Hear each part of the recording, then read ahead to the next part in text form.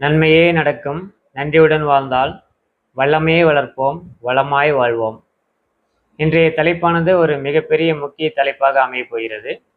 அதாவது பகுத்தறிவுக்கும் ஆன்மீகத்திற்கும் இரண்டும் வேறு வேறு துருவங்கள் என்று தமிழ்நாட்டில் ஒரு மௌன யுத்தமாக இத்தனை நாட்கள் நடந்து கொண்டிருந்த விஷயமானது இன்று வெட்டவெளியில் ஒரு பகிரங்க யுத்தமாக நடந்து கொண்டுள்ளது.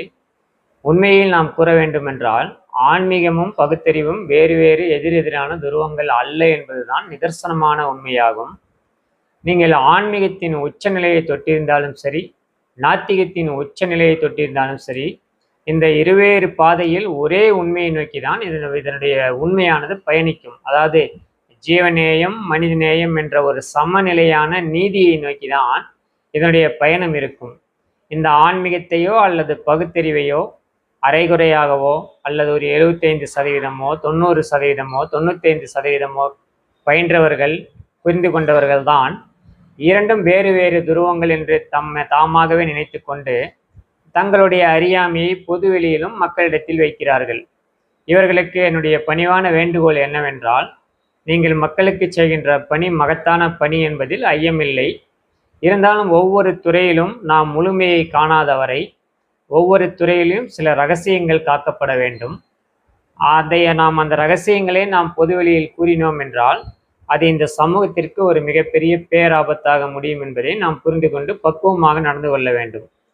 அறிவியல் ரீதியாக கூற வேண்டுமெனில், ஒரு அணுவிலிருந்து தான் வெடித்து கிளம்பி இத்தனை அணுக்களாக பிரிந்து இந்த உலகமும் உயிர்களும் உருவானதாக அறிவியல் அறிஞர்கள் கூறுகிறார்கள்.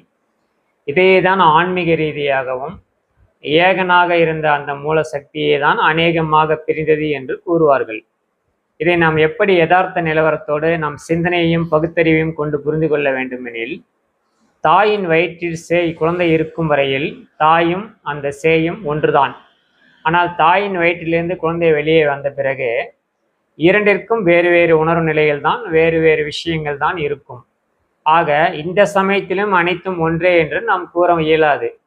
அதாவது வாயும் வயிறும், தாயும் பிள்ளையாக இருந்தாலும் வாயும் வயிறும் வேறு என்று கூறுவார்கள் அல்லவா ஒரு பழமொழி. அந்த யதார்த்த நிலைமையை நாம் புரிந்து கொள்ள வேண்டும்.